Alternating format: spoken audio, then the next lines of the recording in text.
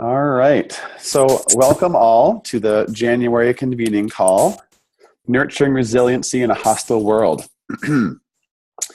A quick introduction and kind of just a few, notes about the call. I usually start with a quick orientation to Zoom. The general Zoom etiquette is that you mute your microphone when you're not talking. Those on your phones especially, there's otherwise some audio feedback loops that end up happening, and it's hard to hear, and people just maybe end up rustling papers and whatnot. So please do that during this meeting tonight.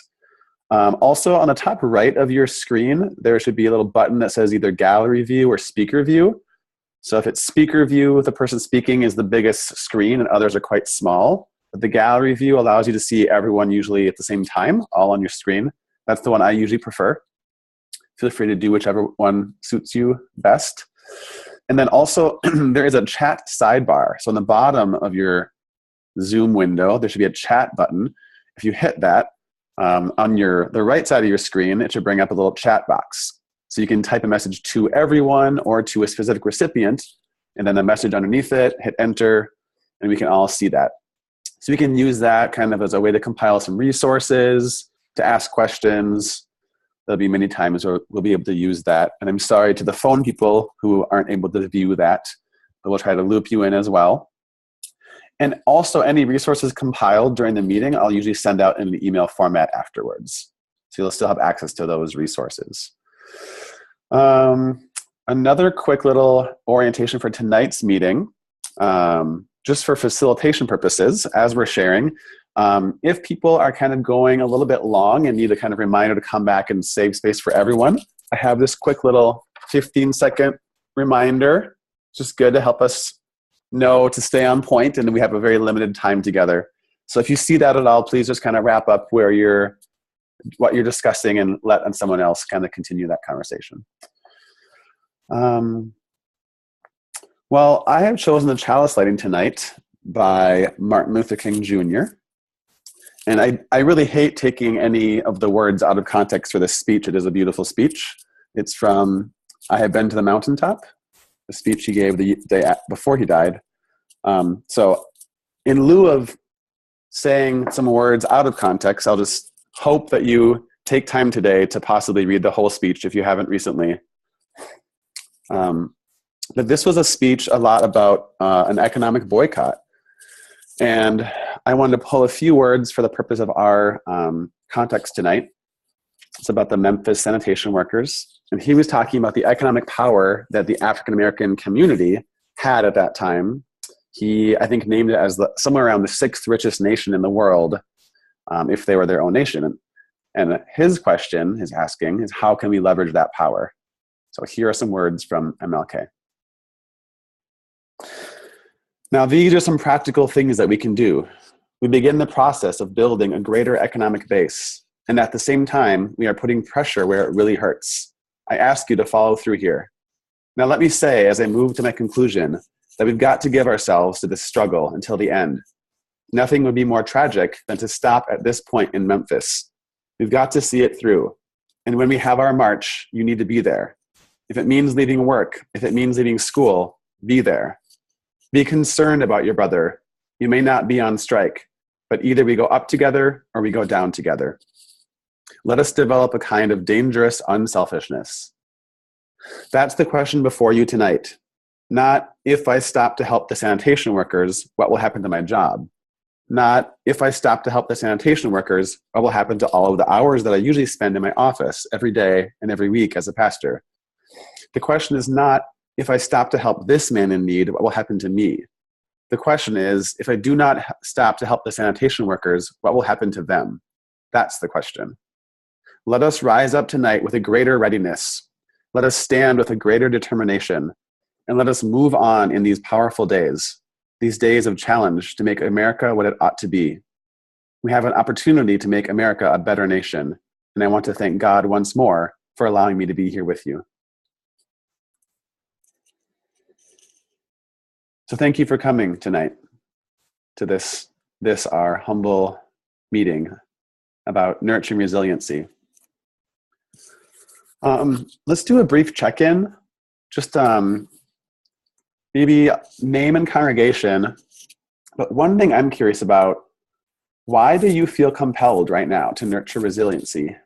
So my addition to name and congregation for the check-in would be, I would love for you to name one value that you hold that brings you here tonight. So one value, maybe a word, maybe a phrase. What is a thing for you right now that is bringing you here tonight, wanting to dive deeper into resiliency work?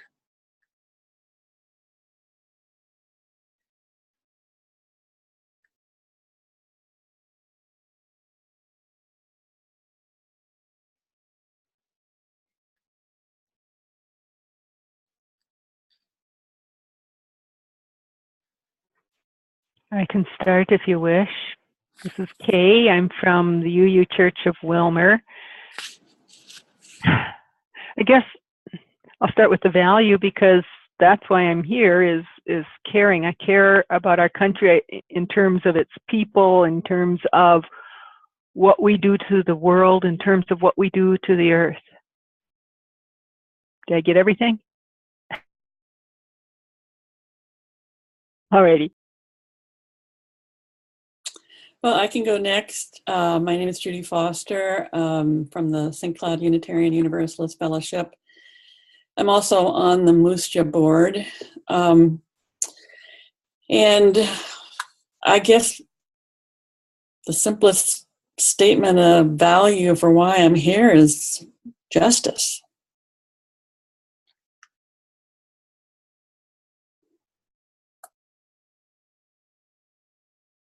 So I can go next here. My name is Patrick Doherty. I'm a member at First Universalist in Minneapolis.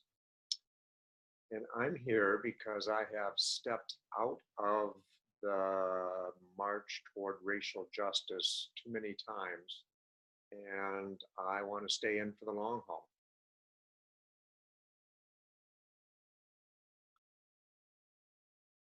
Hi, my name's Meg. I am from First Universalist as well. And I come to this meeting specifically because I'm holding sort of a convening in a couple of weeks of my close friends to try to build up some resilience as a group. So just looking for some thoughts to start thinking about what that'll look like.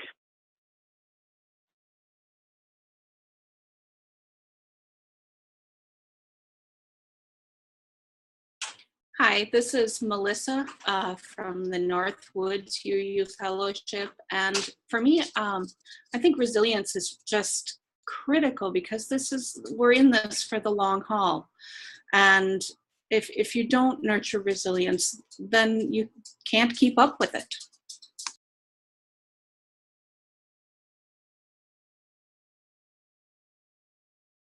I'm Julie Gilkinson from First UU in Rochester, and I would echo Kay and Judy. I mean, caring and Foster, certainly caring for the earth and justice work, but I need it because, resiliency is important, and it's hard not to sort of sometimes lose hope and and give up, and so.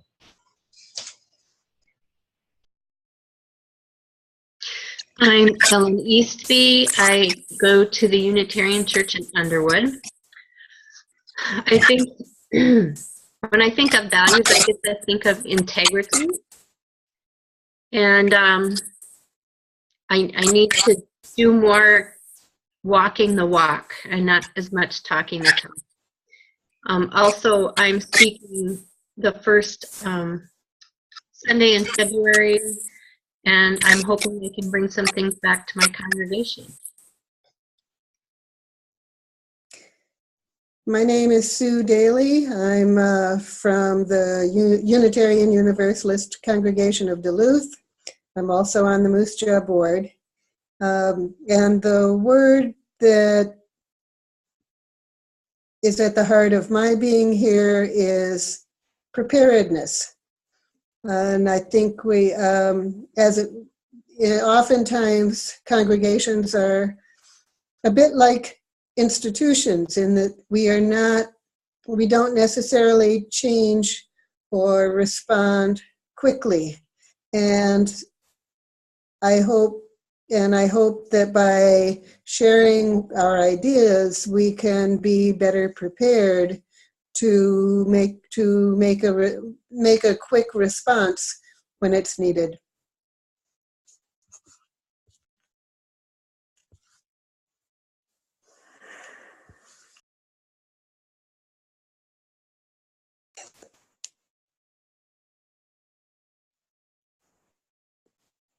I'm trying to mute myself.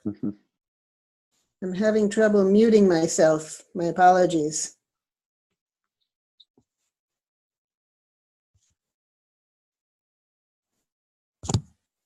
Polly, did you have anything at all to share? Oh, there. Hi, sorry, I was on mute, and I'm going to be on mute most of the call because I'm trying to do too many things because we leave for Washington early tomorrow morning. Okay. I would say probably community, just wanting to be part of something larger than our little household and our own church, and feel like doing this together is going to be so key to staying resilient and staying in it. Thank you, Polly. Well, you stole my word. Sorry, and I'm from First Universalist. Oh, yeah. Thank you, Polly. My phrase was actually beloved community. In the justice work I've done, I've often been reminded by leaders and veterans of the work that we are here because of deep and abiding love. Lena Gardner of the Black Lives of UU taught me that. She, I think, learned that from Reverend Sekou. I don't know the exact ancestry of the lesson, but it's very much taken it to heart. And I'm Jack. I go to First Universalist here in Minneapolis as well, and I'm the Moose Jaw intern. So thank you all for sharing such lovely sentiments about why you're here tonight. Well, as I was preparing this session, I was starting to realize that a lot of where we are right now and a lot of what we're going to be talking about has actually been talked about in previous convening calls. I mean, talking about healing our hearts post-election, learning from Dr. Barber. If any of you were part of that conversation, you'll hopefully recognize that name. And so I'm excited to kind of sit in what we've been learning and learn from, kind of hold up examples, like the example from Standing Rock, as a way that we're learning how to nurture resiliency and build and leverage our power. So in one of our last sessions, we talked about the place of personal engagement in justice work. And the idea that we're both in this for resisting inequitable policies and advocating for just and equitable policies, but also the personal component, engaging personally where our policies are failing. So not just a political approach, but also a personal approach and a relational, communal approach. I find that as a very helpful intro to tonight's discussion, a reminder. I think especially on the week of the inauguration, it can be really easy to only focus on politics, forgetting that there's also a really real personal and relational aspect. So then the question comes, how will we stay resilient to continue resisting? How will we fuel our resistance, right? Excuse me. So I think just to kind of ground us for a moment, I know that there's a lot of fear happening right now. Fear people have from themselves, from their neighbors. So I thought it might be valuable for us to just take maybe 1 or 2 minutes to really think about some of the things right now that are bringing us fear, to name them, to write them down, maybe to write them in the chat box. If you have one fear that you want to bring to the group, we'll have a quick space for that as well. We won't just stop there. Don't worry. We're not just going to give fear front burner, but to start there, to figure out why we're here and what's motivating us to keep working. Let's just take maybe 30 seconds to think and write some ideas down.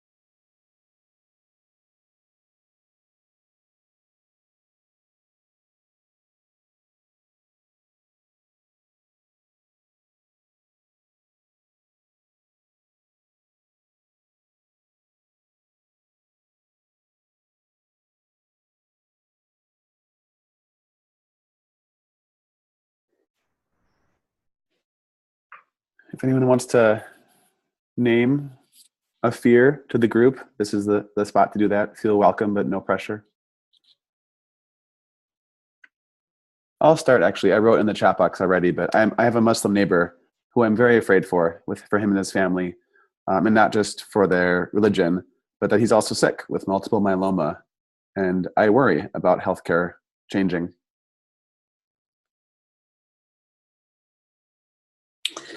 Well, I also am fearful for our Muslim neighbors in St. Cloud. Our UU fellowship is located in a very heavily populated Somali immigrant neighborhood. And as you know, we had a serious incident at our mall back in September, which put many of our, well, probably all of our Muslim neighbors at risk. And so I'm very concerned about their welfare in the current climate. And speaking of climate, as others have mentioned, I'm very concerned about the effects of climate change and the resistance to doing anything about it.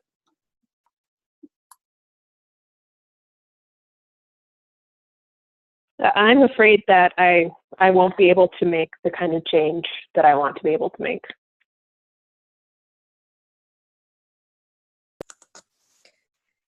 I'm afraid that we may be looking at the end of democracy and the end of the rule of law, the checks and balances.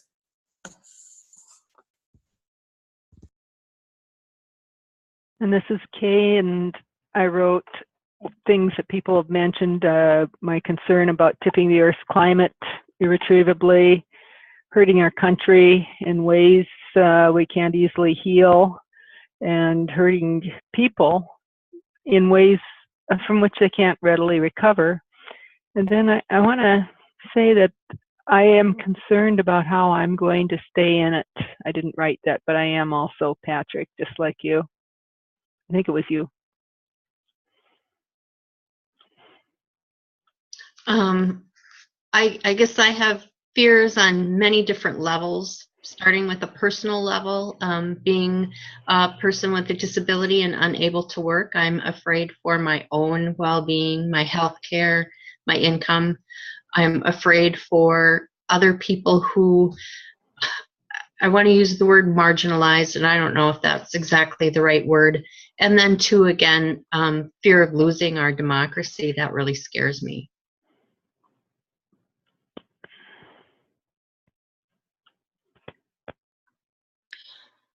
This is Melissa, and I would second basically all of those and add that for me there's also this personal fear of getting to the end of my life and feeling that I didn't do what I could have done.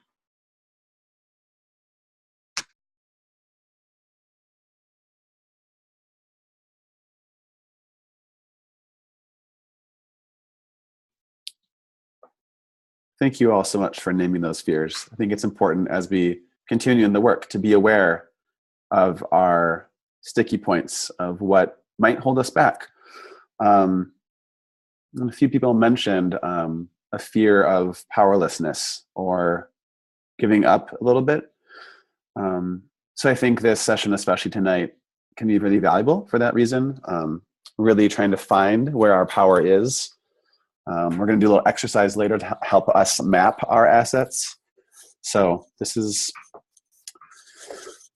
good to be here together like this. Something I wanted to just mention too. I think many of you already know this, but there's a sense I've been gathering of many people, often I think especially white people, are really, really afraid of this exact change without fully realizing that some people of color have seen a lot of problems like this before, and this doesn't feel very new. There's also a reality I've been facing of I have extra fear now, and it's a similar fear to other fears that people have been having for years. So there's that kind of extra little component too has really helped helped me to wake up even more. Our convening call last month was about sanctuary, and the second kind of wave of the sanctuary movement happened underneath Obama's term, while he was still deporting many, many people. So to know that there are some problems that have been going on for a while and might continue, and they're not all new problems, is a really good reminder, I think, for ourselves. And back to what Dr. Barber has taught us in his book, The Third Reconstruction. Check it out if you haven't yet. He argues really persuasively that the political and the religious left has given away the idea of talking from a moral value-based standpoint. So I think our call now is to really reclaim that term of morality, which I think has been co-opted by a very narrow-minded view of morals and ethics, and to really speak from a place of values. So to name the values, like we did earlier, of why we are doing this work, the value of democracy. People have been articulating they're afraid that we might lose some of that. So democracy being one of the values, and we have many theological values, as you use, the inherent worth and dignity of all people.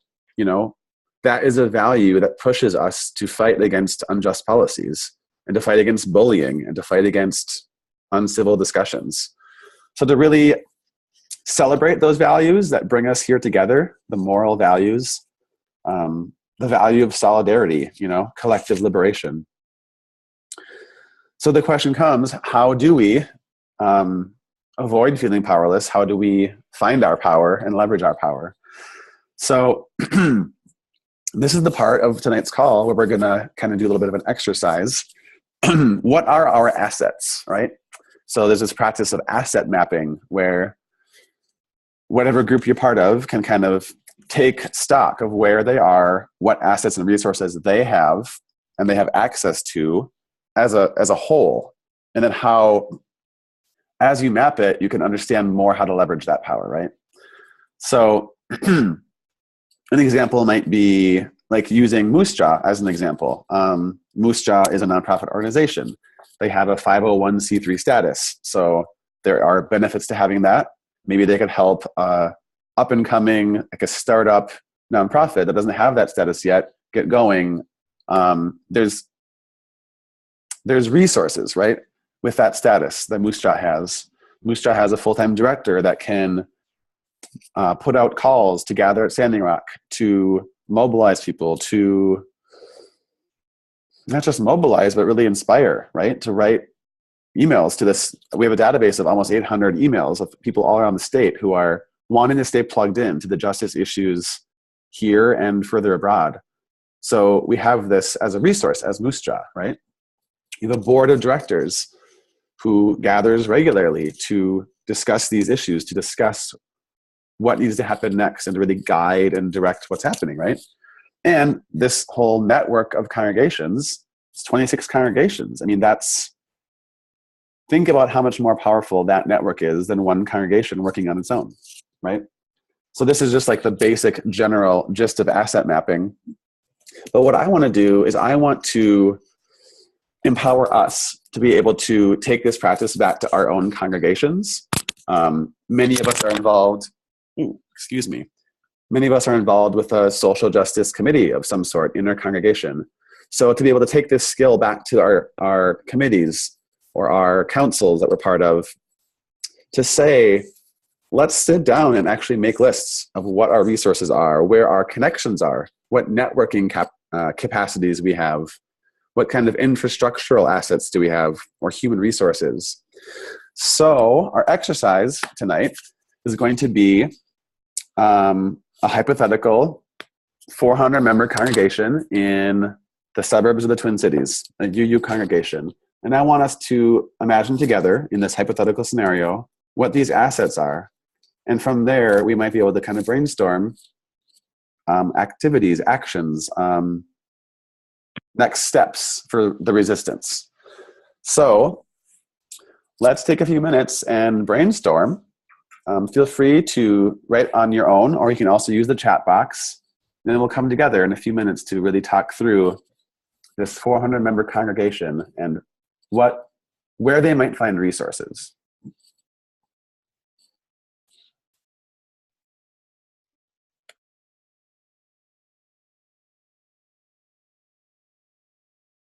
And I should say before I mute myself, are there any questions or clarifying needs?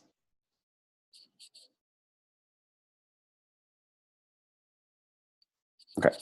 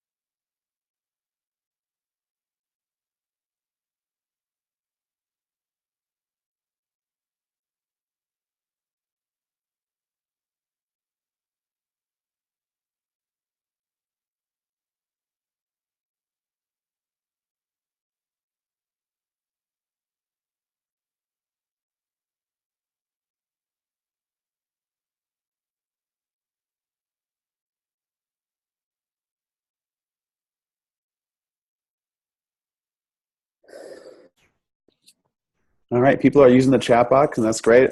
Others are not. So let's open it up now. Let's take some time to share our brainstorm. What are some of the resources that we've found?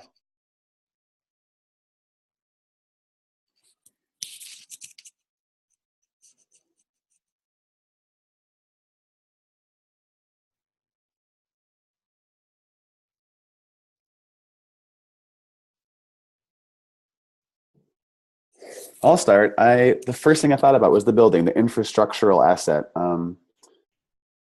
Because it's not just a building; it can be so many things. There's a copy room. There's so many meeting rooms available. I know many nonprofits here in the Twin Cities that have been using UU congregations for their meetings.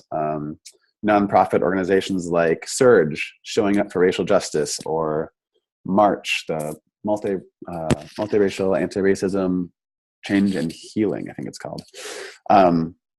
So even just like being able to donate meeting space to people who need it, to organizations that are less resourced.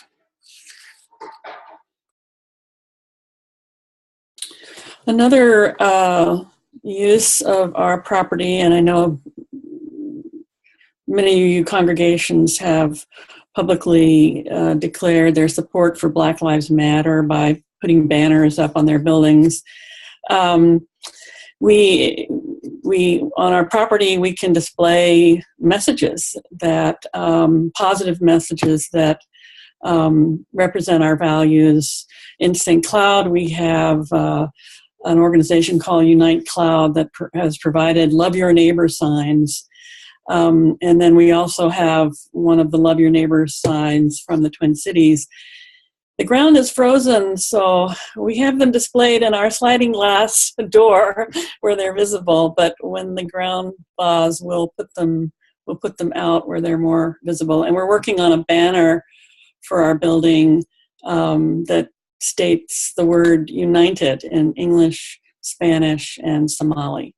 So our property on the exterior of our buildings gives us an opportunity to display our values and advocate for our values.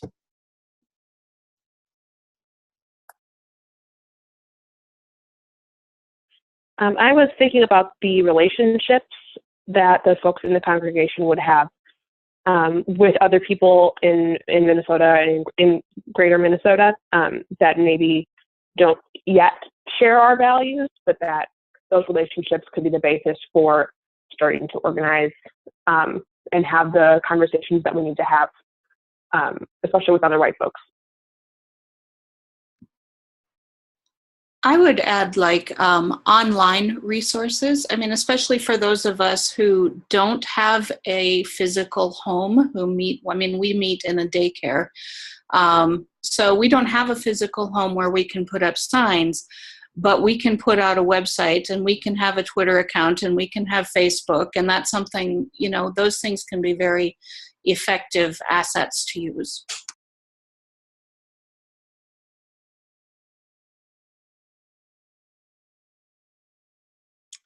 And I would add to that I think a congregation, our hypothetical 400-member congregation, has the physical bodies to make physical connection. And how I'm understanding what's going on today is that for many white people, we have sort of a collective trauma, that the world we know is being sort of torn apart, where a lot of people of color, they aren't traumatized by what's going on because they've experienced it so often, but they have a despair, as my friends are calling it. And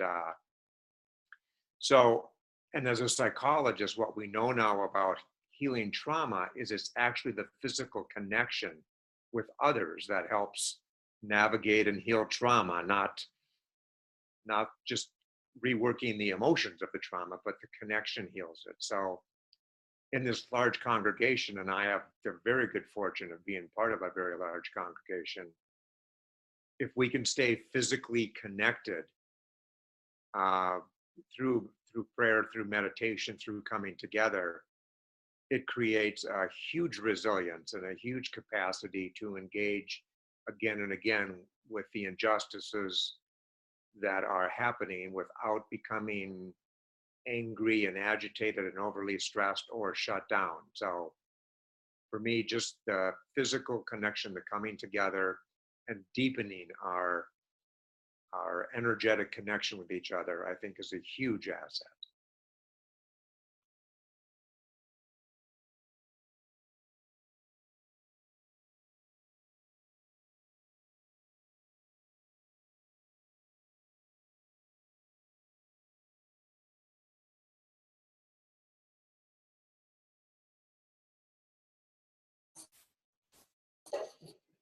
Oops, I keep forgetting that people who are on the phone can't see what we've typed in here, so I'll just say mine.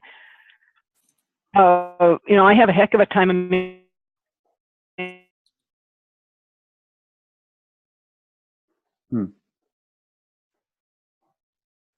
Okay, I think you went back to mute by accident there. We missed something.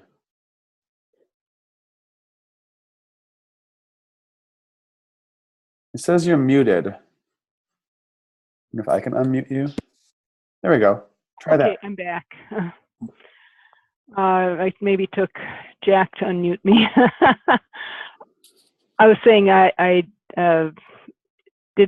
was just realizing that people on the phone can't see what we've been writing here, and that I was having trouble as a small town person who's never been in, lived in a big metro area, or certainly not a 400 person congregation, imagining those assets. But then what I did write down pretty much was what you guys have been saying.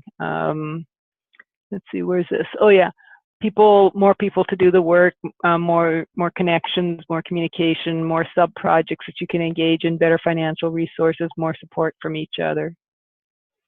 Those are just my imaginings.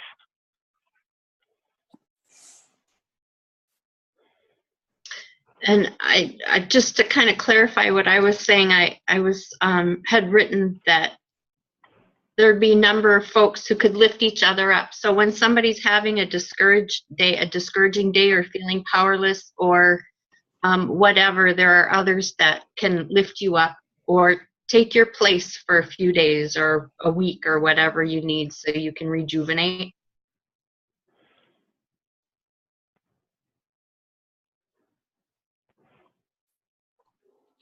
Yeah, absolutely. This is all great work. So thinking about the assets we have, the resources, right? The next kind of the sub question now is, with those resources, with a new set of or a new awareness of resources, right? How does that open us up to doing different social justice work? So the prime example I think about, or one of the prime examples I think about, well, first of all, is sanctuary work, where a congregation actually uses their physical building and their human resources to enable a person to live in the congregation who is undocumented until they kind of receive papers declaring them safe. So to provide actual sanctuary is a perfect example of a way a congregation can leverage its resources to do justice work. Another example I thought about was, there is a congregation, I think it was in Michigan, a UU congregation that had a close relationship with, I think it was a Muslim community in their same city, and they actually shared their physical space. So it was a UU congregation met there on Sundays, but the Muslim community met there on their Friday and Saturday. So to use the same physical space even for two different religious communities who don't have conflicting celebration times. A beautiful example of a way that people can not just use resources, but share resources in really profound, pretty radical interfaith ways. So I guess the next question for us to think about is, with this knowledge, with this sort of awareness of these assets and resources we have access to, let's brainstorm together what kind of work we can do from that, whether it is, putting forth, promoting values to the world, some people have already talked about, but even just more ideas, thinking about maybe little underutilized resources, thinking about who in a 400-member congregation might know a policymaker or a lawyer for legal advice. What kind of other direct actions or educational opportunities could we take? Really kind of delving into those deep resources that a 400-member congregation could have.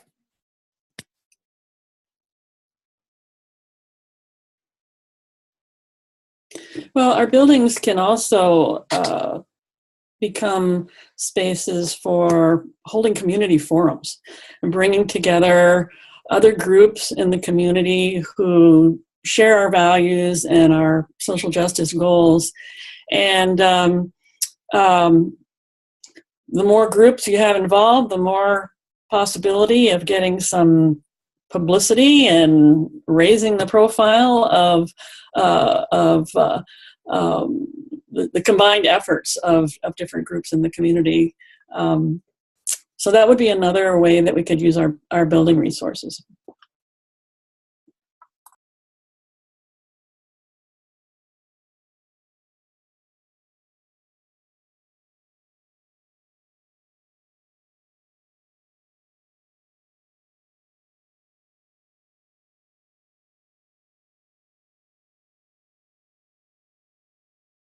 Well, book discussions. Our congregation just hosted a book discussion of Jodi Picoult's book on Great Small Things from the perspectives of characters of different backgrounds, and that was part of our community's Martin Luther King Week events.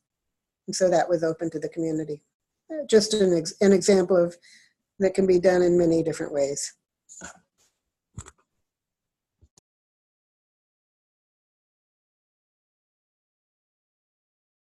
A quick note of goodbye to me. I'm off to a Skype meeting. So thank you for your time.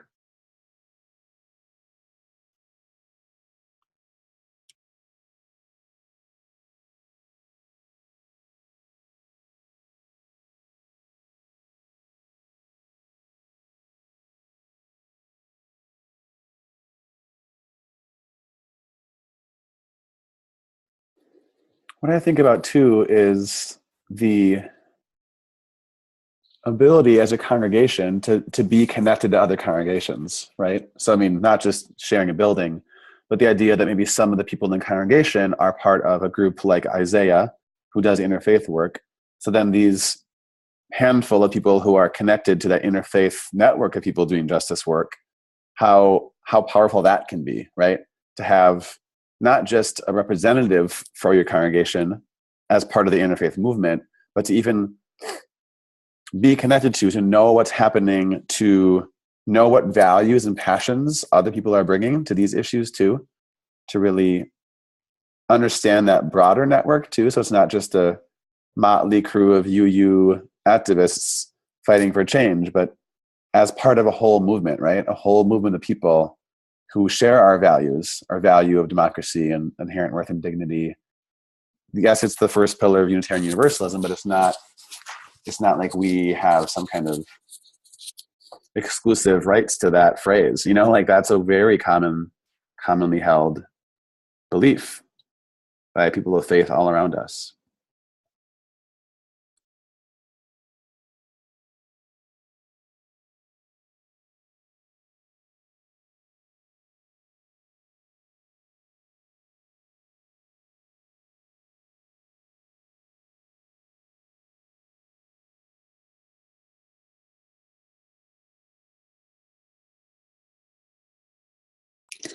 Well, I'll bring up another asset. I think someone mentioned it on the chat, financial assets. And I know this isn't true of all UUs, but as a denomination, we tend to be more affluent than other denominations. And we can perhaps find ways to pool some of those resources to strengthen justice work. If I can put in a plug for Muscha, Jack, you mentioned our executive director is actually only half-time.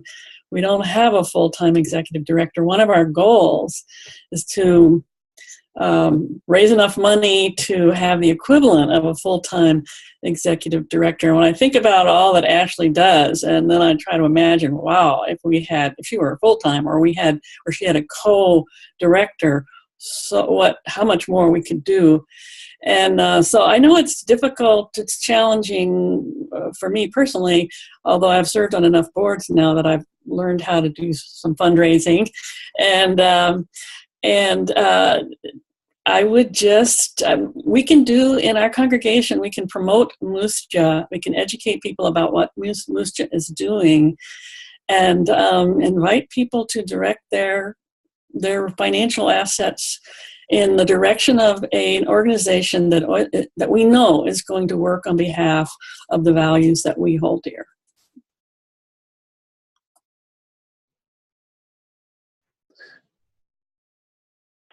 I just want to say how much I appreciate people like you, Judy, and Susan working on the Moose Jaw board, and that I've resolved to contribute, to change my contributions, augment them, both to that organization and to a number of other organizations this year that I think really need it.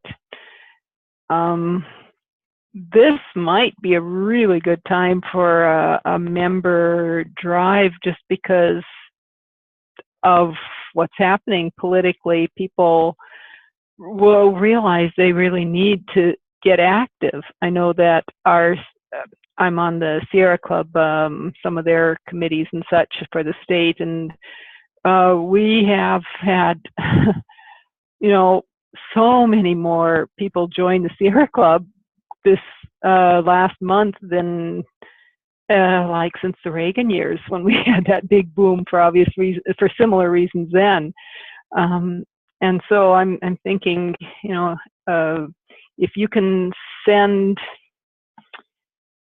I don't know, something to each president of the president of each congregation, that will be a real appeal. Ask them to read it at announcements, or send it out by email would be better, because then people can just click on the link. I think that would be great. I really think Ashley probably works, from what I see, much more than half time, and she deserves to be paid for that. Yeah, we have a shared plate each year that we, support Moose Jaw. So have Ashley's come down to, to talk, and then also share plates with other organizations that, yes, we want to, that don't have large, funding sources, and it makes, it brings awareness to other members of the congregation of the work that they do, which is good.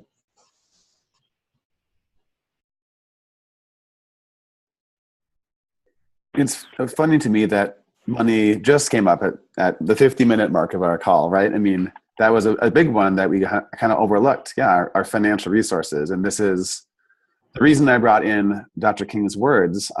It's not just giving money, it's also choosing to withhold money from places that you don't want to support anymore. We've seen this and the effectiveness of this in the Dakota Access Pipeline protest that's happening. People are actually divesting from some big banks who are supporting the pipeline. And as of now still, I mean, keep my fingers crossed here, I mean, the pipeline's still stopped for now. And so that has been a lot of factors, right? But one of the, I think, important factors is this movement to divest from financial institutions that support the project. That's what Dr. King talked about, 50, however many years ago. And I don't know if you all know about a man named Sean King. He's a journalist and a social media activist, but he has been one of the main movers on a boycott movement happening right now. I'll type his name into the chat box so you can research him later. There's actually a boycott movement happening right now that has a lot to do with activism. It's a very much social media oriented campaign. It's about calling legislators and governors to correct problems, calling out people who are just making absurd decisions, and using our money well, and to withhold it from companies who aren't supporting the values we support. So there's many, many ways that money as a resource can be very much leveraged. Yeah. Thank you for bringing that up, Judy. I'll just second the Sean King Injustice Boycott. I've been on the mailing list. He sends out an email almost every day with just a short action you can do. It's been a great way to keep feeling like I can do something every day. Totally. It's been really cool. Yeah. Yeah, many of the actions, correct me if I'm wrong, Meg, but aren't many of the actions calling a legislator, right? Yes, a lot of calling legislators, some tweeting, writing emails, and he actually just announced today that part of the action had been to get the governor of New York to raise the age that teenagers are prosecuted as adults, because it was 16, and he just announced today that they are going to try to raise the age. So it's working. Wow. So this is some kind of website that you can get on. Would somebody put that on the chat box so that we can see it? Yeah, unfortunately, I'm not on the. I'm joining via phone. Yeah. Let me look it up and I can say it out loud. So I think it's just injusticeboycott.com. Oh yeah, there it is. And you can join an email list on there. One word, injustice boycott. Yep. Yep. I got it right there for you. And is that the Sean King thing, or is that something different? Yeah. That's his thing. Yeah. So he's gotten a whole movement of people that are really cued into the justice issues of our time right now. And so he's just asking people to do a simple action every day. It's been pretty powerful. And this is the second wave of the kind of movement started, I think, maybe today or yesterday, recently. And I think he had timed that with an anniversary of the Montgomery bus boycott. So it's very much learning from the past, kind of like utilizing some of the same tactics now. It's been a really inspiring and educational email every day to know what's going on and to hear some of those tactics. Something I found useful just, in my personal action a day kind of thing, this is Melissa for those of you who can't see me, is I just put all of my legislators' phone numbers into my phone so that I don't ever have to look them up. And it just makes it so much easier to just make that call or, about whatever issue it is that I'm calling about.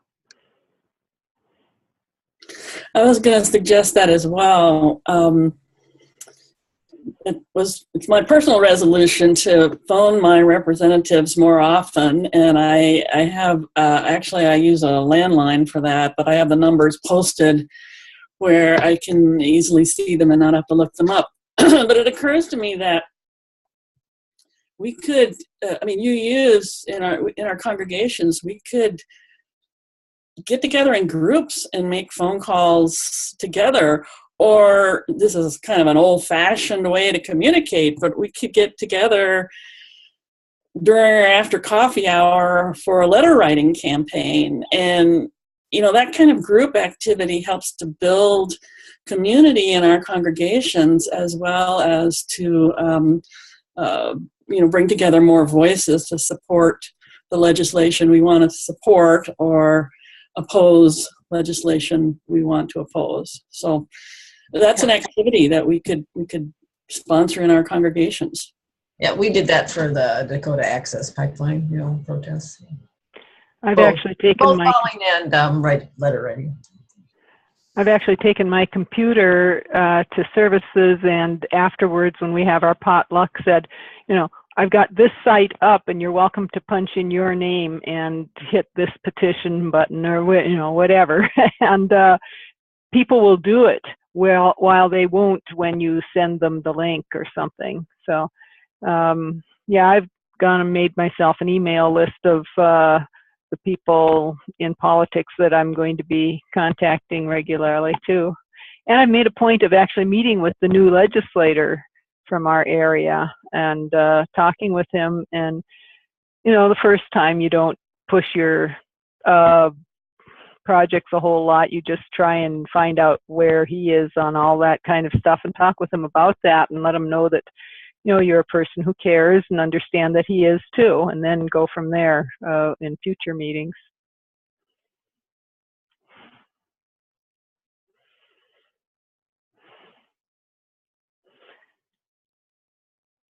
But it looks like a long haul ahead of us.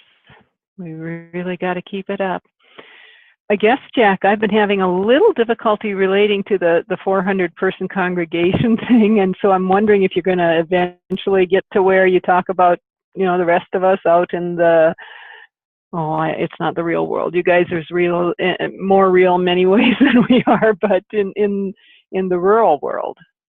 Yeah, absolutely. There'll be a time here still to brainstorm for our own congregations as well, and to kind of share back with the group maybe some places, some nooks and crannies in your congregation that you found some underutilized resources, for sure.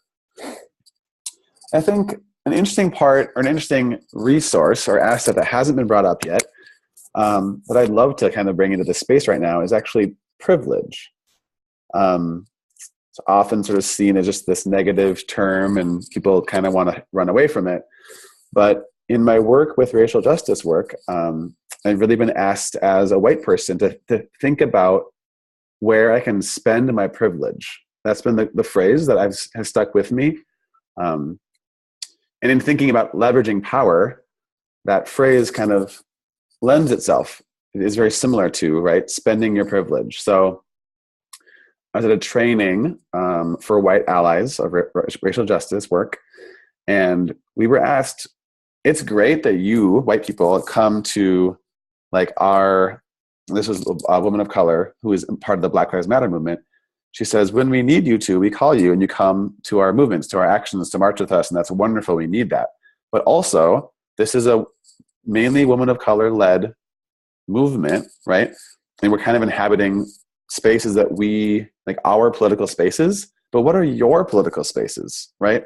Like as a white person, what political space do you inhabit that this is a leader, I as a person of color, don't have access to, right?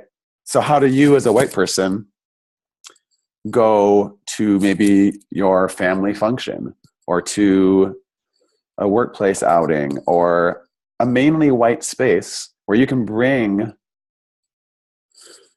some words of truth in a way that might be heard actually better than if a person of color were to do it, right? This is the reality of what privilege means, is that sometimes the white privilege lets people hear what a white person has to say more.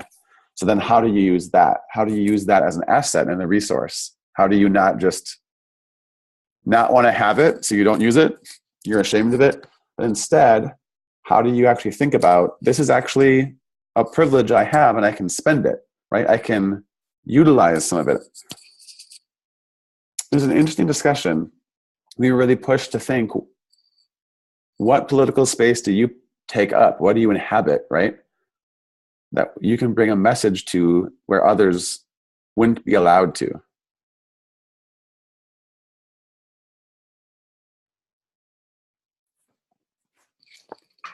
Is it striking anyone right now? Is there any thoughts coming up for anybody? No worries if there's not. I'm just curious. Well, this is. Oh, you go ahead. I've been admiring Melissa and the way that she uses Facebook. I'm a follower, Melissa, and been a little afraid to do that myself because for me, Facebook, with the exception of a few UU folks and special friends, is mostly a family place. My family, it's not just that they're not open to, most of them are very conservative people, not open to me saying and sending the kinds of things that Melissa does. They're actively going to shut me down and flame me.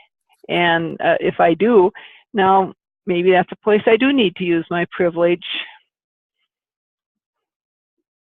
I'm still thinking about that one. That's hard.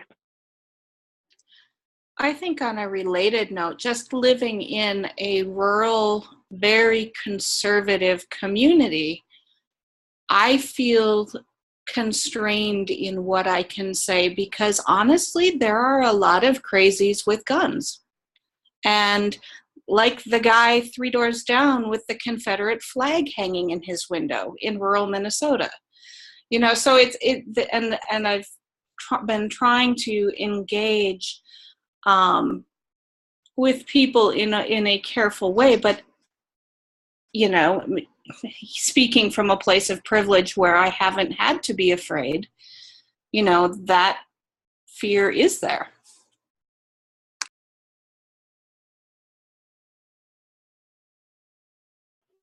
And the other thing is that I've lived with that fear of being public all my life as a clinical psychologist, you know, who does domestic violence programs and assesses dangerousness and does custody assessments.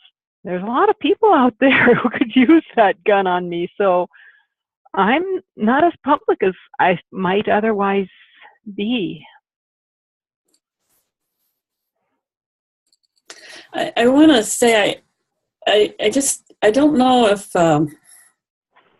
social media is the best place to have a really in-depth, respectful conversation. So much of social media is, like you say, flame throwing and, popping off instead of, a considered in-depth conversation. So I don't know if Facebook is the best place to do that. I tend to reserve it more for personal things, although I scroll through plenty of political posts, and that's fine. But when I see some of the conversation that goes on, it can get kind of toxic sometimes, and I personally don't want to be a part of that. But there's a member of our community who started a nonprofit on promoting civility in our public discourse. And actually, that's another fear that I have, that we're just going to lose the concept of dignity and respect and civility in our political and public discourse. And I went to one of his sessions, and the kind of thing that he's promoting, these civil conversations across differences, really you have to be kind of face to face to do that effectively, and it is difficult with families. If most of the time you see your family at a big gathering, that's not a good venue for having an in-depth conversation either. So you really almost have to develop a strategy for how to talk to people, whether it be in my family or just in my people that I see on a regular basis. How do we find opportunities to get together, and when we know we disagree with them, and invite them? Let's just talk and see if we can understand each other better, or why we have these differences. And I don't know. I think those one-to-one conversations might be more effective in the long run, and maybe safer too. I think just to respond to that, I agree with everything you said there, Judy. What I use my Facebook for is actually networking with like-minded people to be aware of actions that are going on. And so it's been tremendously useful for that. But in terms of getting into discussions with people who you disagree with, it is not a good tool for that. And so it really depends what your friends list looks like, or what groups you belong to. A second thought I had in response to the conversation idea is I'm going to be attending a training in a couple weeks called Beyond Diversity. It's up in Bemidji, and it's training in this protocol for having discussions about race, and it's called Courageous Conversations. So anyway, I will try to come to the next meeting and let you all know how it was. But I've heard that it's a wonderful training for how to engage in those really difficult conversations. I just want to, if I can. Yeah, I was going to call on you because I knew you wanted to say something earlier. Oh. I was like, I forgot the thing I was going to say earlier, yeah. But I do have a new thing I want to say. Perfect, that works too. Which is just, if I can recommend a book that I just finished, which is by, I believe, a UU theologian. Yes. It's called Learning to be White, and it's by Thandeka, Thandeka. I just find it very interesting.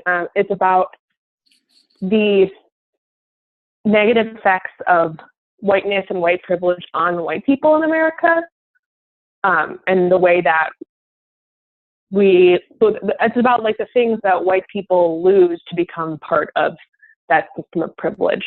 I just thought it gave me a lot of new insight into why it is so hard for a lot of white people to think more broadly about that. And it might be helpful for these conversations. Yeah, absolutely. Thank you for that recommendation. I typed it in the chat box down below too, if anybody wants to take note of that book.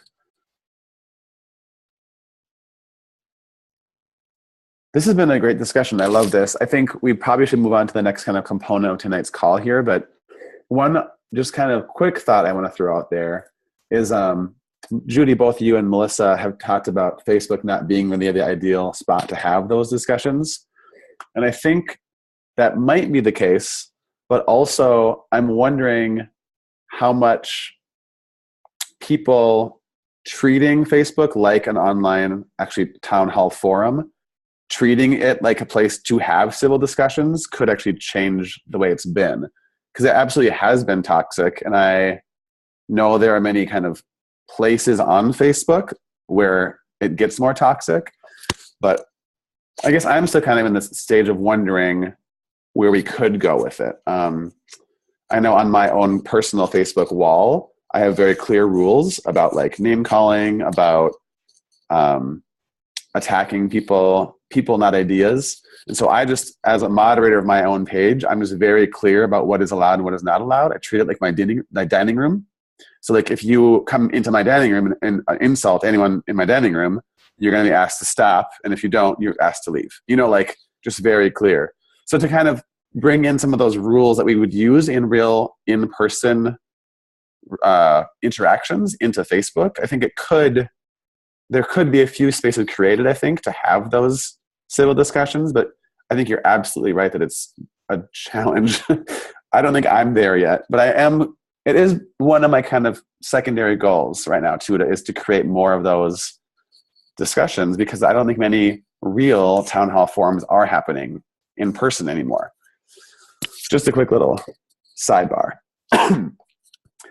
So I guess sort of to kind of wrap things up. Oh, go ahead. Could I just respond to that for a second?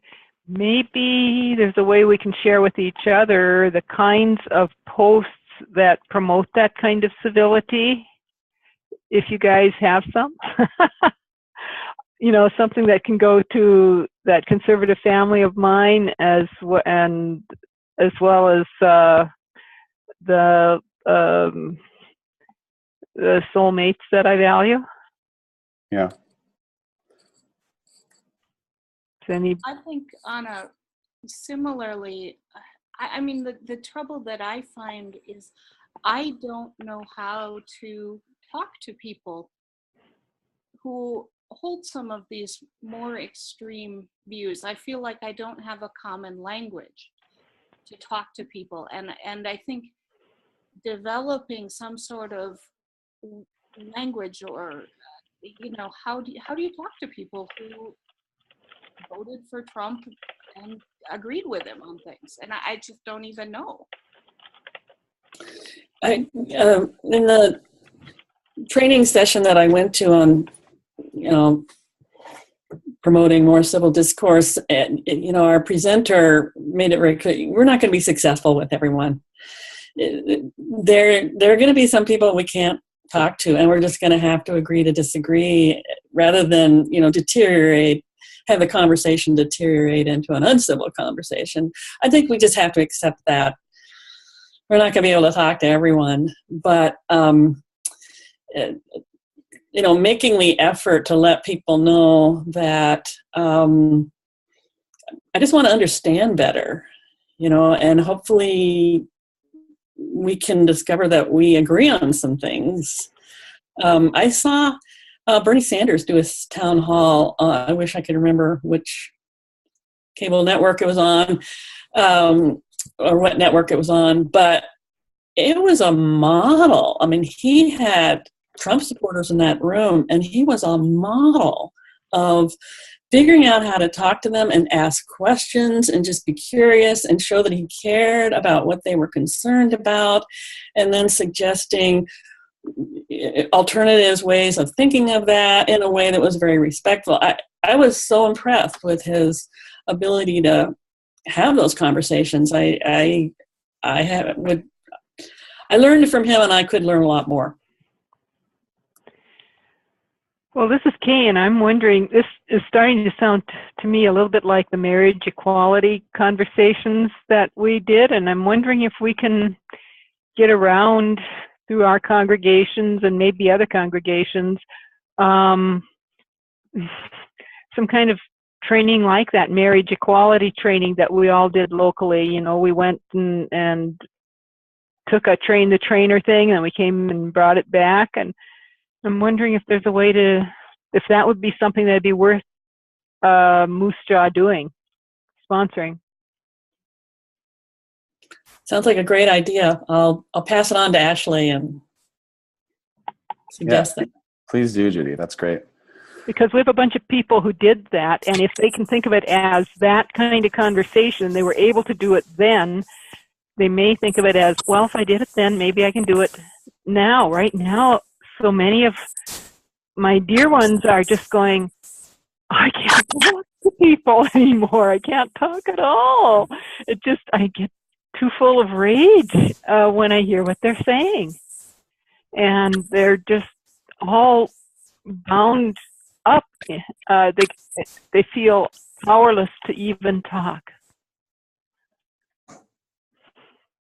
Going back to Facebook for a minute, I have tried to use Facebook partly to share information that it seems like the media is not covering. Black Lives Matter and Standing Rock updates would be a classic example, where when I find an article that gives a current update about it, I may share that widely, knowing that it's going to not just to my friends, but to people who don't think like me. And then I'll head it with a comment that is really more of a question of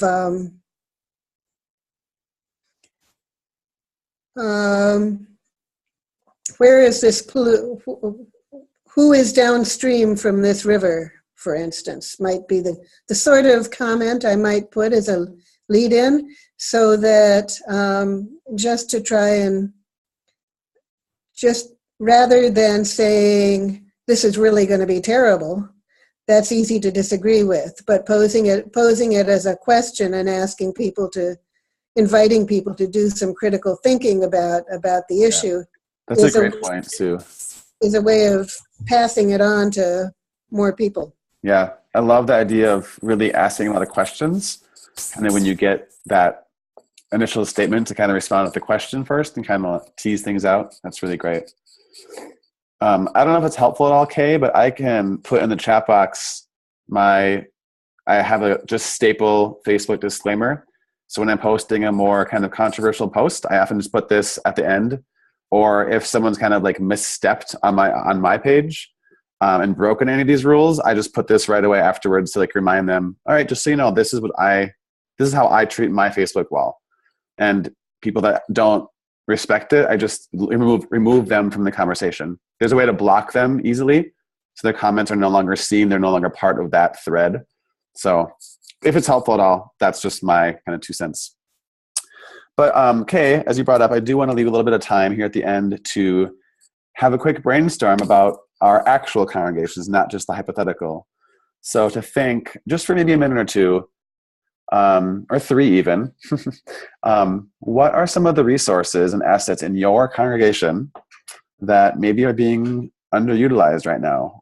What are some of those places this conversation might have helped you see as resources and assets that maybe could be used towards better, sustainable justice work?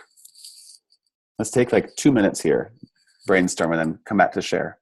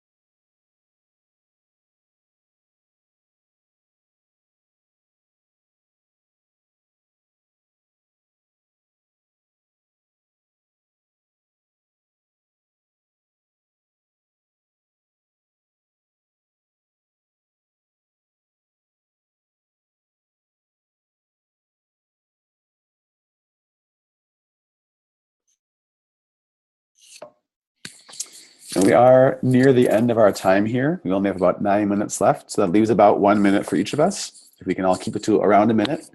And I'm actually gonna kick it off. I'm gonna use Moose Jaw as my example, not the congregation. And one of the resources I'm aware of that we have is a networking and like a relational power between congregations. And I think it's a resource and asset that we haven't been fully utilizing yet. So part of Moose Jaw's work this year is to really connect each other. That's part of what this does. We're trying to host some cluster gatherings this year, maybe in Duluth, maybe also in St. Cloud. So the idea to come together as congregations and meet each other and to know in a physical room how much more powerful we are together than separate, to share stories, to share shortcomings, to brainstorm together, much like this, to brainstorm what's been working, what hasn't been working, and to just know that we're in this together, that we're not in this alone, especially for some of the smaller congregations further away from the cities, to know that this is a whole network of people working together. So we have networking power and relational power that I think is currently underutilized or not underknown about, you know? So that's my main idea. Well, I've already gotten some ideas that I can take to our social justice committee, but I just happen to think of this.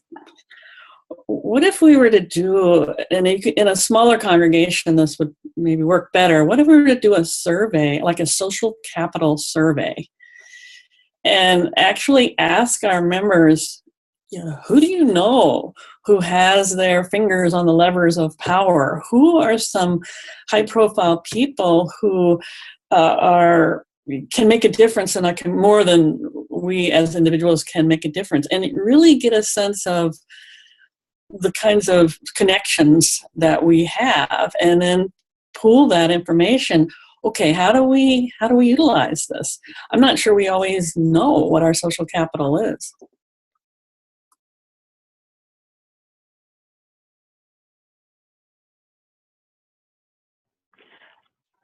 As someone who doesn't use social capital so much as a concept, I was wondering, Judy, if you could send out like what those questions we use in that survey might be? 2 or 3 questions that we'd use? That's something. I'm not a sociologist. I don't do surveys. My daughter does that, but that would, that it takes quite a bit of work to develop questionnaires, and I would want to get some expertise on that. But it's just an idea that I thought might be worth pursuing if you can get the expertise to help you develop a questionnaire. I mean, you could start out with just sort of raw questions, but then to have it designed into a questionnaire would take some expertise, I think.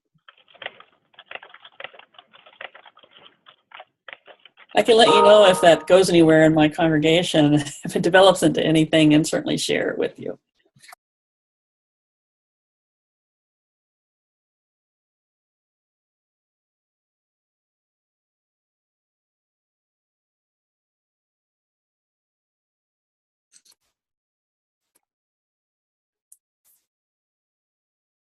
Anyone else have any thoughts about their congregation? I like the book club idea, but it wouldn't be within just the congregation. Maybe a few of the progressive congregations in the area might join together to do it. And it'd be social justice books, and maybe 1 a month or something. And those of you who don't know what we're talking about when we say the thing at Underwood, Ellen's people had just a wonderful gathering of smaller UU congregations. What was it, about 4 years ago? 5? What was it, Ellen? I don't remember now. I know it was long enough ago that we all feel rejuvenated enough to do it again. You do? That's great, because that small congregation, what we've got in common that metro or big area congregations don't is that rurality and the differences that would make that very meaningful, I think, and especially if we could use some of these ideas that we've started generating today. And so maybe Moose Jaw would consider being involved with you, co-sponsoring it or something. Mary has been trying to get a hold of Ashley, so we are in the process of talking to Moose Jaw about that. I think we could get our people excited about it again. They, as I've been mentioning it, those of you who are on the phone, and then somebody else said it too. Melissa said it. I still hear, things about that come up in conversations in our congregation. It was really meaningful. That's very cool. I am going to pass that on. Thank you. Notice that you heard it from a couple of us here. Yeah.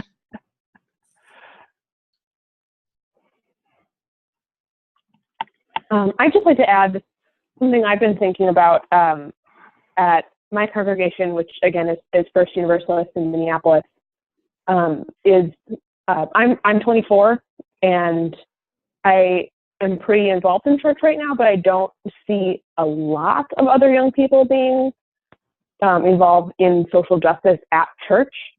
And I know that young people in Minneapolis are very involved in general, but I would like to be able to harness that power of the young adults who I know are there, sometimes in service, and in our small circles a lot. I think to be a powerful source for organizing and connecting across generations. I think another thing that would be really useful would be to know what are other churches doing? Maybe a survey of who's working on climate change and how are you doing it? Who's working on racial justice and how are you doing it? So that we know, so that we can build on what's already being done and learn from what's been done and what's worked and what hasn't worked. And I know these calls do that somewhat, but it would be useful to be able to link on specific issues. Sounds great. Oh, Melissa, I think you got cut off a little bit at the end there. Did you finish your sentence? I don't know where I got cut off. I think it would be useful to be able to build off what we're doing and maybe do a survey of UU congregations and what are you working on? Yes. And how? And actually, Judy just brought up a really good point to me via chat. So that is somewhat the work of the liaisons as well. So it's this program we're still trying to get up and running. We have about half of the congregations in the state that have a liaison. And I'm going to be convening them for more regular meetings to kind of have this discussion, to have this sharing what's been working, what hasn't been working across the congregations. So some of you are your congregation's liaisons and some are not yet. If you're in any way interested in that, I would love to talk to you. I know I don't have a liaison yet for Underwood, and I don't think we have one for your congregation either, Melissa. So yeah, if we if you're interested in doing that at all, I would love to talk with you more about that for sure.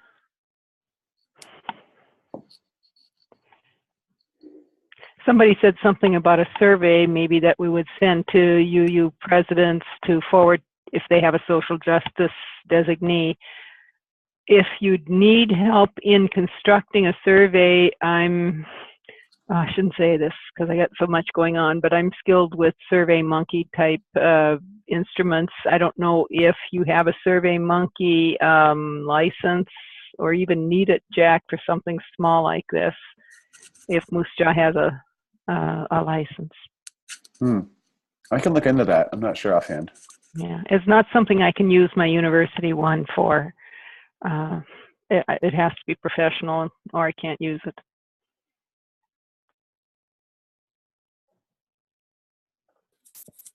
Well, did anybody else have any thoughts to share about their kind of this asset mapping for their own congregation? Because we're nearing the end of our night here together. We should probably just take a few more minutes and then have some closing words.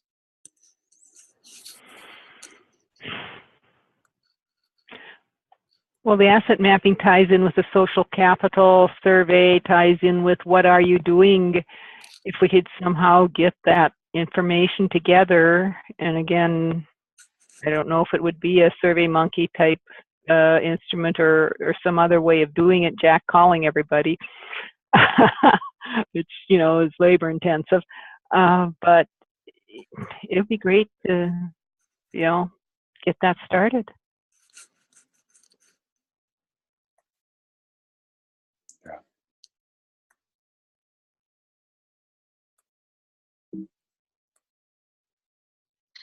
We have so many artists and really creative people, musicians, artists. We have somebody who does documentaries for a living, and I keep wondering how we can pull them in more, because there's power in art, and I just wonder. I don't have any specific ideas, but I wonder what we could do to utilize that. That is such a great point, and no one has brought that up yet. Art, our art abilities, and what a great way that is to amplify messages and values and the plight sometimes of marginalized people. Absolutely. Thank you for bringing that up, Ellen.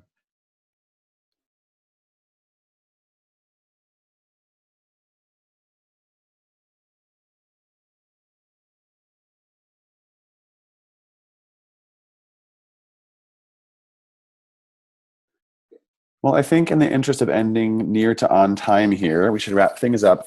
I am just very curious to hear one word or phrase.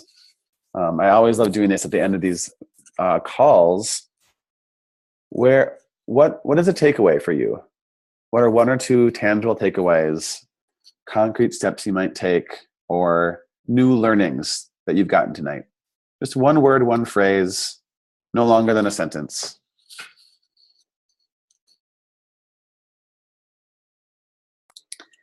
Multiple ideas to take to our social justice committee at its next meeting, and I think some of these new ideas can energize some of our members. So thank you all. I think a personal feeling of rejuvenation, or at least hope. I'm feeling more hopeful than I did, 2 hours ago.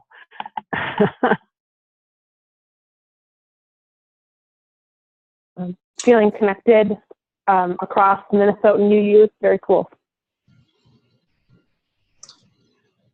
Sorry, I've been kind of low energy tonight, but anyway, I really appreciated, Jack, your comment about how, to Black Hispanic people, they aren't as, traumatized by, I mean, certainly Muslims and some, of the foreign immigrants, but, the fact that they've dealt with so much of this crap other times in the past, and, that, they've come through and yeah, so just a reminder that, us white people who are, have this privilege and things have been going our way for a while, yeah.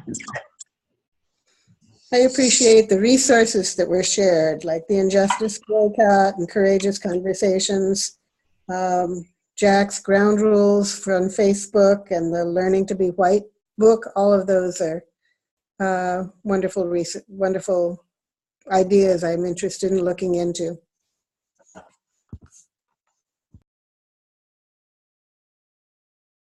I think I can't think of anything really concrete except overall feeling like, well, there is something a small congregation can do, and that we have the power to take a look at ourselves and proceed.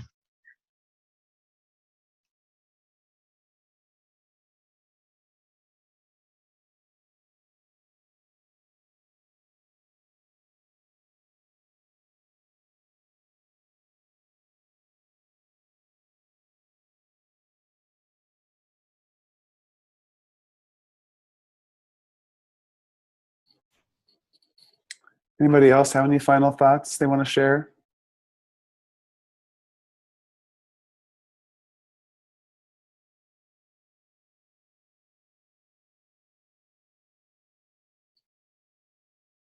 feeling of gratitude to you all. Thanks. The same. Thank you all. And thank you, Jack. Yeah, of course. I'll just say one last thing too. This was a really great call. I didn't exactly know what to expect because this was very much a laboratory that we kind of brought our ideas together and really learned together. So thank you for bringing your full self and all your ideas. This was pleasantly surprising. It's good, great to share time with you all.